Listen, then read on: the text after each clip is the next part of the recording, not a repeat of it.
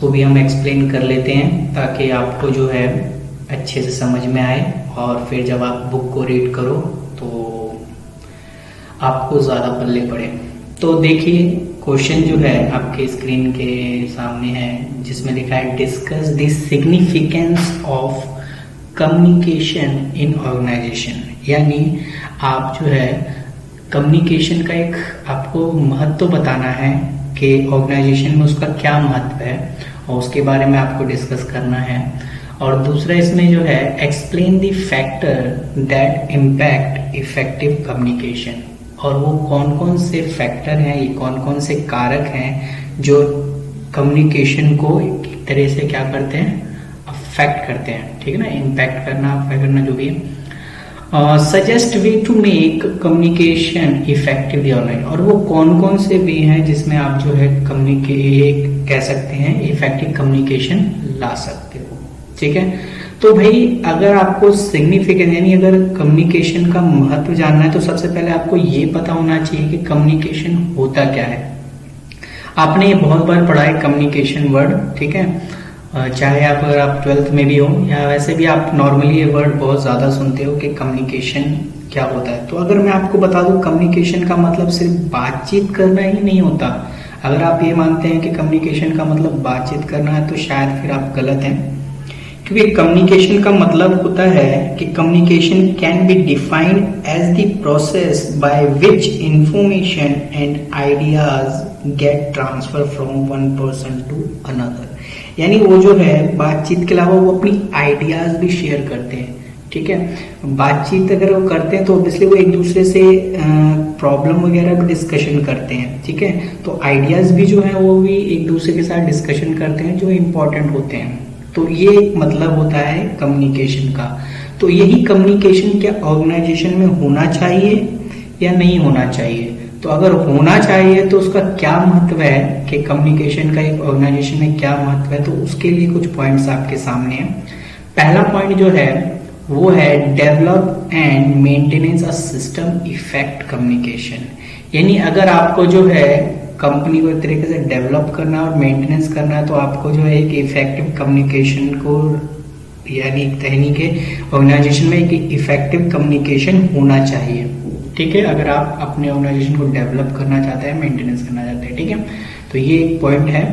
दूसरा कह रहा है to encourage better performance and job satisfaction when they realize that their job is better and they feel the part of the organization. जैसा कि मैंने आपसे कहा कि सिर्फ बातचीत करना ही नहीं होता, ऑब्वियसली एक दूसरे की बातों को समझना भी होता है। तो यही कह रहा है इनकरेज बेटर परफॉर्मेंस। यस, अगर कोई बेटर परफॉर्मेंस नहीं दे पा रहा है, क्योंकि पांचों उंगली एक जैसी तो होती नहीं है, क्या पता कोई एम्प्लॉय जो है अच्छे तरीके से काम नहीं कर पा रहा, तो आप उसको डांटने के अलावा आप उसे इनकरेज करो ताकि वो जो है उसे ये महसूस ना हो कि अगर मैं काम नहीं करूंगा तो मेरे को डांट पड़ेगी या वो मेरे को नौकरी से निकाल दिया जाएगा। तो उस तरीके से इसमें स्ट्रेस आ जाता है।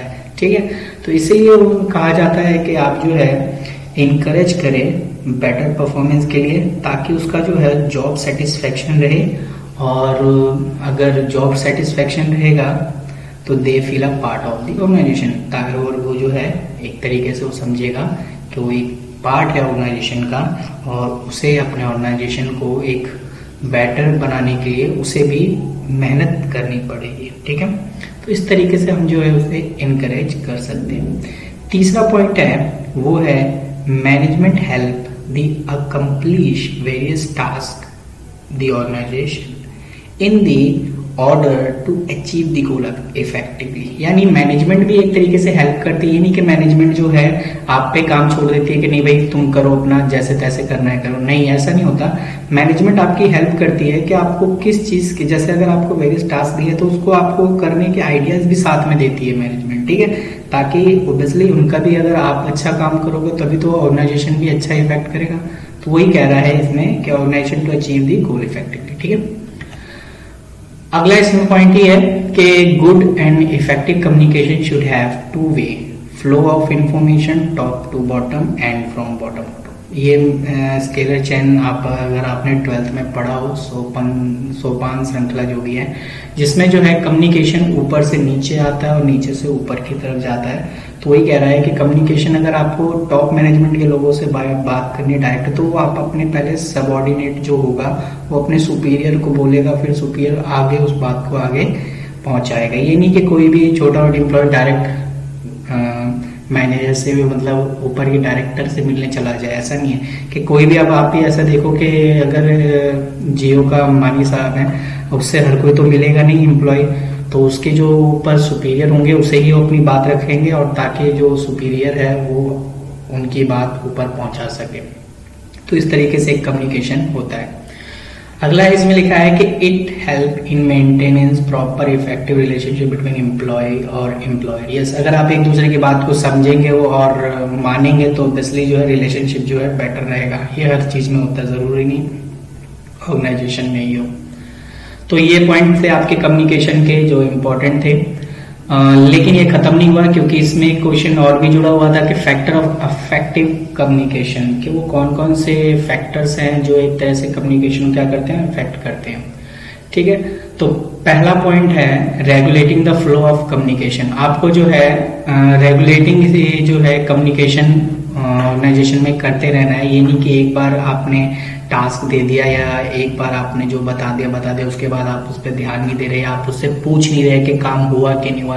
तो इस तरीके से अगर नहीं रहा है तो एक तरह से कह सकते हैं कम्युनिकेशन आपका अगर डाउन हो जाएगा तो ऑर्गेनाइजेशन को एक तरह से अफेक्ट करेगा।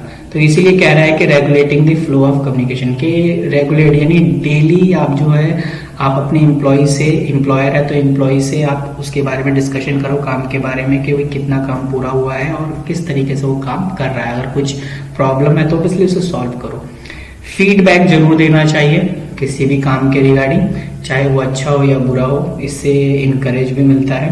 तीसरा है language of the message. Yes, आप अगर ऑब्वियसली ये कम्युनिकेशन का एक बैरियर ही है कि लैंग्वेज ऑफ मैसेज क्या है, किस लैंग्वेज में आप जो है मैसेज सामने वाले को रिप्रेजेंट कर रहे हैं, ये भी मैटर करता है एक इफेक्टिव कम्युनिकेशन को।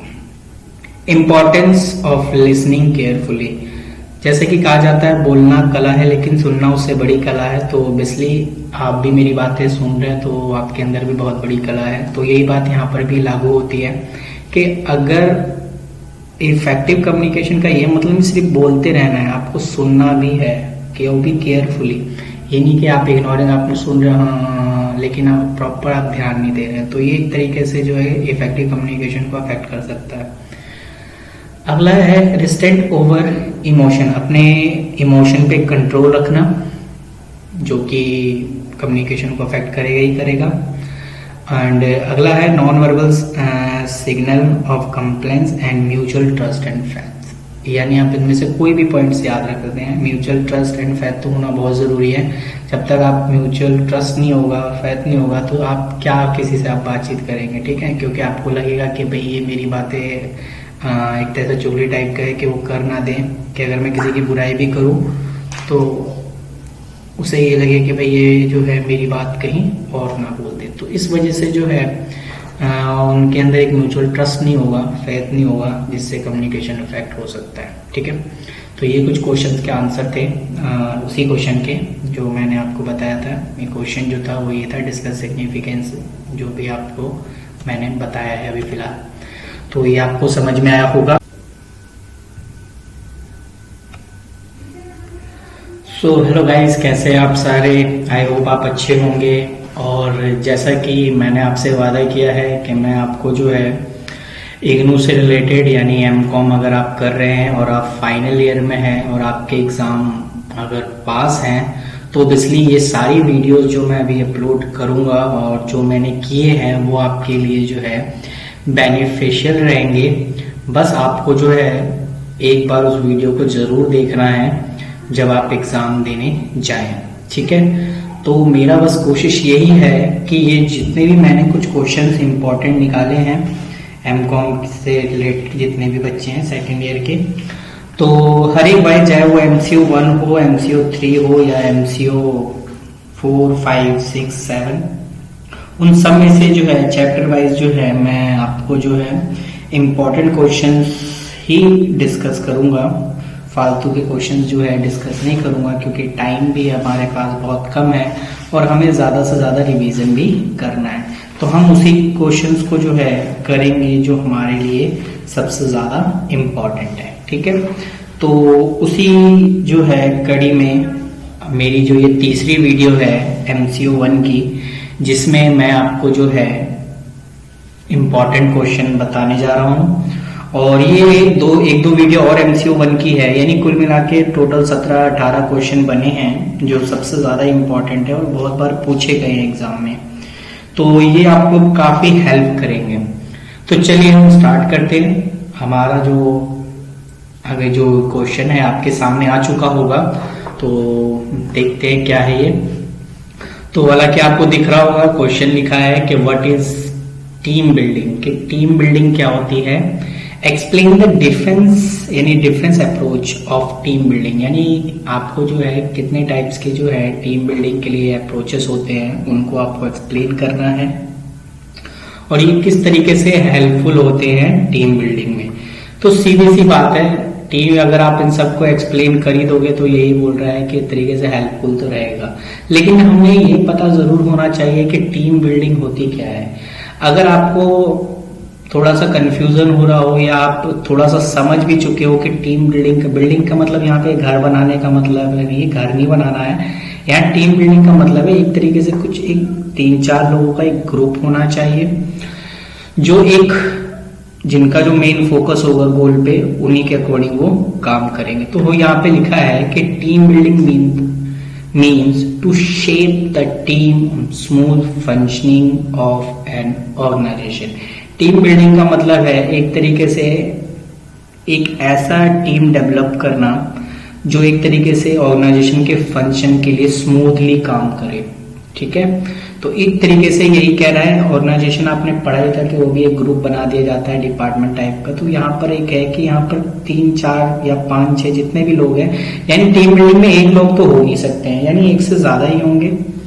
तो वही चीज कह रहा है कि team building mean to shape the team for smooth functioning of organization, यानी ऑर्गेनाइजेशन को स्मूथ फंक्शन करने के लिए हमें एक शेप तैयार करना पड़ता है, जो उसे हम टीम बिल्डिंग कहते हैं। ठीक है, तो कौन कौन से अप्रोचेज हैं जो टीम बिल्डिंग में ज्यादा इंपॉर्टेंट होते हैं। तो कुछ अप्रोचेज आपके सामने हैं, मैं उसके बारे में कुछ डिस्कस कर देता हूँ।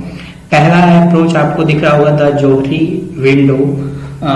द जोहरी विंडो का मतलब होता है, विंडो अगर आपने देखा हो कि इसमें सिंपल सा मीनिंग ये होता है कि हमें जो है जो भी हमारी टीम है उनमें जितने भी लोग काम कर रहे हैं, क्या हम उनके बारे में जानते हैं। मतलब इनमें 4 बातें मेन देखी जाती है। अगर आप अपने बारे में ही जानते हो तो आप कितना जानते हो, यानी कितना आप अपने बारे में जानते हो इंडिविजुअली, और कितना आप अपने बारे में नहीं जानते हो, ये 2 बात। तीसरी बात, कितना सामने वाला आपके बारे में जानता है और कितना सामने वाला आपके बारे में नहीं जानता है। तो ये 4 बातें जो हैं इसमें, इस अप्रोच से जो है टीम बिल्डिंग में, अगर आप इन 4 बातों को समझ लेते हैं या आपके मेंबर्स इस चीज को समझ लेते हैं, तो ये टीम बिल्डिंग में जो है बहुत ही क्रूशियल रोल निभाते हैं, यानी प्ले करते हैं। तो ये कुछ जो चीजें हैं ये जोहरी विंडो के अंदर आते हैं, यानी अंडरस्टैंडिंग करना, मतलब जितने भी मेंबर्स हैं उनकी अंडरस्टैंडिंग करना, उनकी फीलिंग हो गया, उनका ओपिनियन हो गया, उनका रिएक्शन हो गया, उनका एक्सेप्ट फीडबैक, यानी वो जो बात के उनको भी जवाब देना। तो ये सारी बातें उसी में शामिल होती है। ठीक है, तो ये होता है जोहरी विंडो का मतलब। दूसरा, the role negotiation. Role negotiation का मतलब क्या होता है? नेगोशिएशन का मतलब होता है समझौता। ठीक है, तो इसमें कह रहा है this approach spotlight on perceptive of the potential of the team member and accepting their behavior according to the opportunity। यानी आप जो है आपके टीम में जो भी लोग काम कर रहे हैं उनमें से प्रतिभाशाली लोगों को एक तरह से ढूंढना, निकालने का मतलब हटाना नहीं है, मतलब ढूंढना उसमें से कि कौन जो है सबसे ज्यादा दिमाग लगाता है, कौन सोचता है। यानी एक तरीके से आप जो है उनसे किस तरीके से समझ, यानी कौन बंदा कौन सा काम करने में बेस्ट है, उस तरीके की चीजें जो है इनमें देखी जाती है इस अप्रोच में।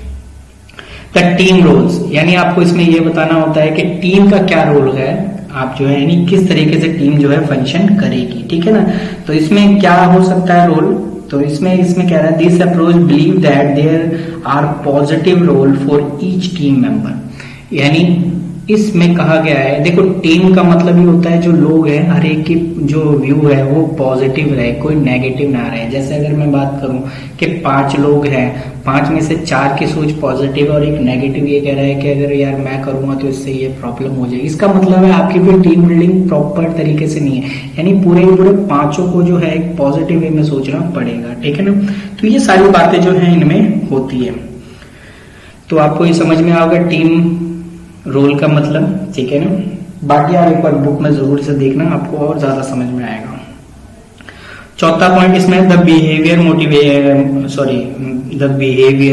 मॉडिफिकेशन, ठीक है। बिहेवियर मॉडिफिकेशन का मतलब है आप जो है आपकी टीम में जो भी मेंबर उनके बिहेवियर में एक तरह से चेंज करना, मॉडिफिकेशन ही सुधार करना, ठीक है, ये मतलब होता है। तो अगर उनमें अगर किसी चीज की कमी है तो ऑब्वियसली आप उनके बिहेवियर को सुधारेंगे और उन्हें एक तरीके से प्रॉपर, क्योंकि टीम का नाम हो रहा है तो ऑब्वियसली टीम में रहने वाले जितने मेंबर है उनके भी जो है जो भी मेंबर है उनका प्रॉपर पॉजिटिव वे होना जरूरी है, ठीक है, उनका बिहेवियर भी सही होना जरूरी है। उसके लिए क्या करें, 5वां पॉइंट जो है उसके लिए है सिमुलेशन। सिमुलेशन का मतलब होता है एक तरीके से जैसे हम नकली बनाना या उसका एक डेमो बनाना है। जैसे सपोज करो हम कभी कंपनी में काम करते हैं तो उससे पहले हमें ट्रेनिंग पे भेजा जाता है, तो ट्रेनिंग पे भेजा जाता है। जैसे अगर मैं बात करूं जैसे कोई LLB वगैरह कर रहा होता है लॉयर का, तो कॉलेज में जाता है तो उनके लिए एक डेमो बनाया दिया जाता है, क्या नाम है, कोर्ट रूम जैसा।